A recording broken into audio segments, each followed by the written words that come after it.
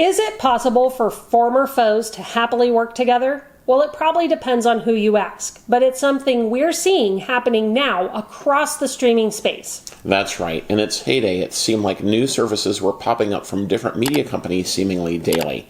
For us consumers, it was great. We could pick and choose the services we wanted, all for a relatively low price and without a contract. Yeah, but now media companies with streaming services that compete against each other for subscribers are joining forces to survive. But can that work? In this video, we discuss why we're seeing the growth of bundling and what it means for the streaming space. Freedom from a contract is something streaming services offered as a huge selling point. Unfortunately for them, it also made it incredibly difficult for the media companies that back them to be profitable. In fact, most streaming platforms are still not profitable. Pair that with the high cost of content creation and upkeep of their platforms, and it only makes for stronger headwinds. Bundling services together helps remedy some of those issues in one simple way, by making their collective services stickier. Let's take the Hulu Disney Plus Max bundle as an example. The three services boast a lot of good content that spans a range of audiences. By joining forces, Disney and WBD can collectively reduce churn to a certain extent. And it helps streamers who like at least two of those services by allowing them to view content in one place, instead of forcing them to switch between each one respectively. The lack of profitability is the real issue at play, especially for services not backed by behemoths like Apple or Amazon. In a recent video for Yahoo Finance, Rich Greenfield, who is a media analyst at Lightshed, put it quite succinctly saying, quote, "Bundling is a defensive move by these companies, and they're looking to reduce their capital in this business because it's just not as attractive as it was before," end quote. Attractive is the key word here. While most media companies have means, they don't want to operate into perpetuity without being profitable. What remains to be seen is if former enemies can really play nice together for the long term. Bundling certainly is not a new concept. Cable and internet companies have used it for years to retain clients. It helped them keep more customers who enjoy the convenience of getting more than one service from the provider. We've been predicting bundling was going to hit the streaming space en masse in 2024. And it's not just cable companies either. Cell phone companies like Verizon and T-Mobile have offered bundling with various streaming services as well. The respective companies have offered some apps at a discount or even for free.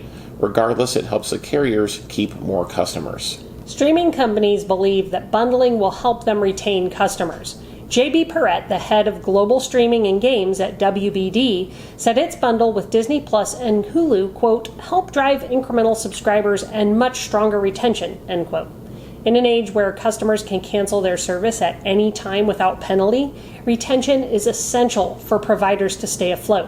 Now, we regularly advise viewers to sign up for a service, binge the shows on it that they care about, and then cancel their subscriptions. We do this because it's a helpful way to reduce expenses on TV. Now, that's great for consumers, but not for media companies. Yeah, only time will tell if bundling will help streaming services. Arguably, it should help them stem some of the tide of customers opting to cancel services, but only if the bundle makes sense.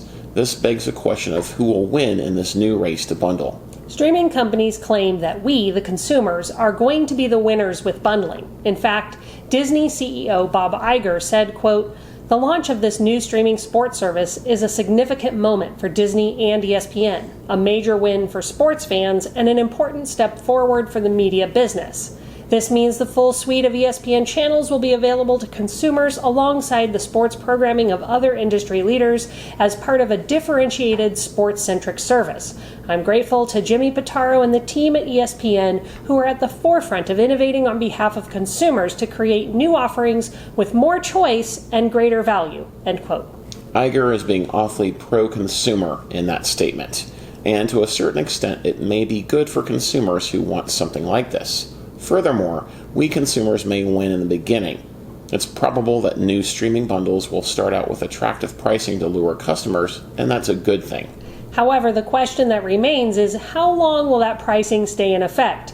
If we look at the streaming space holistically, prices remained low for a few years before they began to increase significantly and regularly. In that case, victory will be short-won for consumers.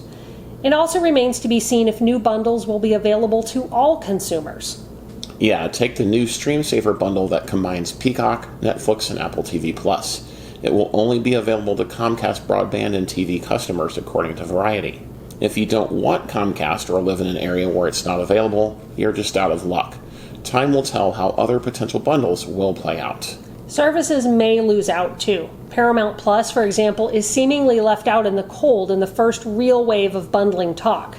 If you're a platform that isn't attractive or doesn't mesh well with other platforms, it could cause them to wither on the vine.